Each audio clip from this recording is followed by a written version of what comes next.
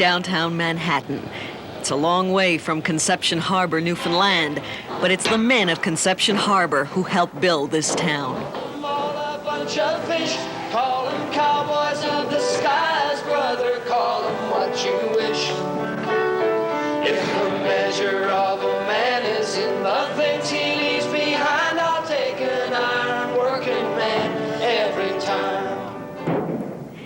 If you walk by the new tower they're building at the World Trade Center and look up, chances are that many of those hard hats belong to Newfoundlanders. For generations, Newfoundland sons followed their fathers into boats to fish the North Atlantic. But Newfoundlanders have established another tradition. For generations, the Kellys, the Doyles, the Sullivans, the Costellos have followed their fathers hundreds of feet into the sky over the city of New York to work high steel. At the top of the third tower of the World Trade Center, the fish gang is preparing to raise Derrick A. Newfoundlander Willie Quinlan yells instructions as 22 tons of steel is jacked up 2 stories. John Costello is doing what his great-grandfather did 80 years ago. If there's an ironworking dynasty, it is the Costello family. There's been a long history of Costellos in New York, and they've all, especially the ones that are working in the city now, are all very well known and very good workers. And I came into the business about 5 years ago, and my father had a very good name in the business and was well liked, as well as my uncles. And, you know, it meant a lot to me to be a good worker and to, you know, prove that I belonged. Up in the 110-foot mast is John's cousin, Jerry. He's one of 6 Costellos on the site, and like the others, has always assumed he would be part of this elite raising gang. These are the men who drive the building higher into the sky. They get the glory, the money, and burn out the fastest. How dangerous is it? They say everybody falls once. It's just a matter of how far you... Like, I know my father fell. I guess Willie fell. I guess you know, an average, I guess. It's just... Everybody gets hurt at least once, I guess. It's just how, you know, how hurt you get. I mean, how high up are we? 32 stories. It doesn't feel that high. No, it doesn't. Did you work up there on the... Yeah, me and Willie worked there. It was 16 years ago, and the World Trade Center was Jerry Costello's first job. He lied about his age to get it. There he was, a 17-year-old kid and perched on a beam 60 stories in the air. Costello's grandfather would never have imagined it. He was a fisherman back in Conception Harbor, and like other Newfoundland fishermen in the 20s, he was having a hard time supporting his family. When the fisheries failed, it was stay and starve or find work elsewhere. Navigating their way through the bustle of New York in the Jazz Age proved to be more difficult than finding a job. New York was in the middle of a building boom, and it needed workers. It was easy enough work to get into. The only requirements were good balance and lots of nerve. Compared to the long days and harsh seas they were used to, this work was not bad, and the wages were good. The Newfoundlanders stayed and moved into the brownstones of Brooklyn. Where all the old fellas we used to know. That's right. All gone. There's only the 2 of us left. Only the 2 of us. Pat Healy and Mickey Joy are still there. They left the Newfoundland outports of Avondale and Bonavista Bay after World War I. Now in their 80s, they have retired from a line of work they say was ideally suited to the Newfoundland temperament. We couldn't stay in the factory if you chained us into it. We liked the outdoors, and of course, the higher we went, a little better we were. Yeah, that's right. And then on the buildings alongside, with a lot of pretty stenographers and everything in there, you know. It was nice. I see it all works. Go to the windows, they'd fight with each other to get out. Make the days across the street. Today is different. I guess. Today is different. Today is different. It was dog eat dog those days, rawhide. Men couldn't do enough. Well, how has the industry changed? No. The guys work like Oh, this no, today? they don't work like that today. work at And all. then again, you have more power tools today, right. things say, where a lot of things had to be done by hand. Bullwork used to call this. Bullwork. Danny Doyle, one of 26 Newfoundlanders on this site, would tell you it's still a tough job, for which you need plenty of brute force. Watch your head. What's the order? How does the building come up? Okay, this is basically the raising gang. Our job basically is to set iron. And to do that, Danny works the bull stick, which maneuvers 7-ton steel columns into place. Then the men known as connectors bolt them together. They're Newfoundlanders too. And the Canadian connection goes further. The steel they are setting is Canadian manufactured. And it's a Canadian construction company building this 48-story tower.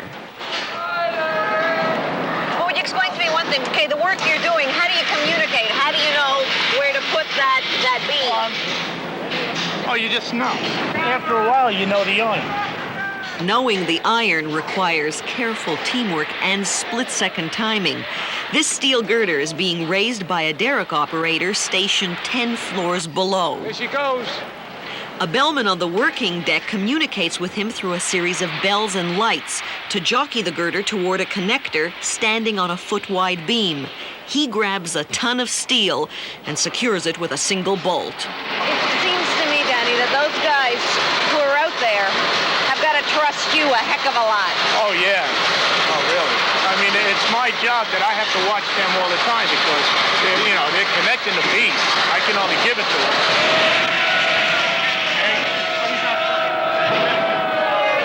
And as you can see, my fellow workers are just so enthused in my interview with all of you. Being an iron worker is a combination of brawn and beer. Buildings to put up and an image to keep up. This is an act. You got to put this on in order to be a steel worker, right? So, yeah, walk around like, something. Get to walk around, yeah. This is part of the deal? Oh, sure, and sometimes down the street you hear them whistling at all the girls. Now, if you took their hat off and put their red street clothes on, they'd never say nothing. Well, if the girl turned around and said something back to them, they'd probably just pass right out, But You need that for courage to go up on the iron. There comes a nice girl. Let's go part of her. Wow, look at that. Yell at him. I'm not yelling. That animal. Take it. Yes. They say that when God created the ironworkers, he created a superior race of man. And then he invented whiskey and evened it all up. Ray Corbett runs Local 40 of the Ironworkers Union. 300 of its 1,200 members are fish. Why do you call it yourself fish? Well, that was something that derived, of course, from the Newfoundlanders that came here. All hardy, God-fearing workers seem to fear they have no fear for anything. But there was a lot to fear in the 1920s. Without hard hats, safety belts, and temporary floors, workers weren't expected to last more than 8 years before being seriously injured or killed. The most dreaded jobs were on the bridges. They took the most lives. On each bridge, we were losing 4, 5, 6. The Triborough Bridge in New York, we had lost 12. Only one that fell on that bridge survived. In the early 60s, they were building what was to be the 8th wonder of the world, the Verrazano Bridge, linking Brooklyn and Staten Island. It was a mile-long high-wire act without a safety net. 3 men fell to their deaths. When Ray Corbett demanded that a catch net be installed, the company refused. Corbett led 300 ironworkers off that job. The nets went up 2 weeks later. They saved 6 lives. Mickey Joy worked on the Verrazano. He's one of the lucky ones. 40 years of walking iron and never injured. There's a church down there, St. Thomas's, and I go down on the subway. I never passed there a morning that I didn't bless myself and say an act of contrition to God to guide me. And I never came home in the evening that I didn't bless myself and thank him for bringing me back home. Pat Healy wasn't that lucky. Once, when trying to clear a rope that got tangled in a motor, he got his hand caught. And a brand new pair of gloves, leather gloves, tore the thumb out of the glove and the thumb off the hand, and the cord that goes up here attached to the arm that controls the movement of the thumb, that came too. This will never be a safe job. Accidents go with the territory. So far, there have been 10 on this site. But even a 7-ton column swinging in a 35-mile-an-hour wind doesn't stop the fish gang. Pushing them is Willie Quinlan. He was off 4 years after a fall broke his back, legs, and arms. But he's working again. John Costello is also back after breaking his leg on this job. He's luckier than his two cousins who got out after falling 3 stories. This is still a risky business, especially when the weather's bad. 37 days have already been lost on this job. So they keep going, because when they lose days, everyone loses money. After work over at Brady's bar, they explain it's the only way to survive. Has it ever happened that a combination of weather, danger, or a feeling in your gut saying today may be the day and you just don't go? Because you have a bad feeling? Yeah, you always go. Whether you have a bad feeling or not. But you have that a couple of times a week. You do? Yeah. Sure. Are you out all night? Out all night, probably, or Wednesday. When you're out all night and you come in the morning, that first step feels like you, whoa, wait a minute. After a while, it wears off. Why did you get into it in the first place? Why are you doing this for a living? As good as anything else. Money. Bottom line? Yeah, bottom line. It's that bottom line that bought Jerry Costello this home on Staten Island. His wife, Teresa, and 3 kids live comfortably on the $40,000 a year he brings home. Are you going to be an ironworker, Ma? No, you're not. You're gonna go up on that high steel with Daddy and walk up very, very high? Don't ask me, I'm not. You are? I thought you were gonna be a garbage man. Have you ever been up there? No, I won't go up. I'm afraid of heights. What? I'm afraid of heights, so I wouldn't go up. He wants to take me to the top of the trade center. I won't even go. So why, Jerry, why is this such a good relationship? How come it works? Because I guess she don't care. And, No. You know, no, she has nothing to do with, when I go to work. I guess it's just like being married to a cop. Yes, I would equate it with that. Like he goes to work, someday he could be shot or something like that. I keep hearing about tradition, the iron working tradition, the Newfoundland tradition. Does all of that spill over into your family life, into your private life? When there's a party in my house, all the wives all go in the kitchen and the husbands go into the living room and they build the buildings and they drink and the wives serve them. You're an American. You were born here, you grew up here, you sound like one. I know. Do you think of yourself as a Newfoundlander? Yeah, I say, yeah. I'd say a part of his heart is in Newfoundland. Yeah, when they say, I say, oh yeah, my mother and father. I say, I'm born here, but my mother and father are both born in Canada. Yeah. Did you ever think of going home? At any point? Oh, did you say, yes, I went home. You mean to go home to stay? No, not to go down. No, I wouldn't. Thank God. Thank I God. mean, I got nothing against it, don't you understand? But the conditions are so different there. Yeah. And where I came from, there's absolutely no improvement whatsoever. No Got light, the kerosene whatever, yeah. lamps. Yeah, I think they have got electric light there now. Things have changed in Conception Harbor since Pat and Mickey left 60 years ago, but not much. The pace is pretty relaxed. Most of the 2,600 people in the area do a little farming, a little fishing, and a little reminiscing. 86-year-old Martin Kennedy has a lot to remember.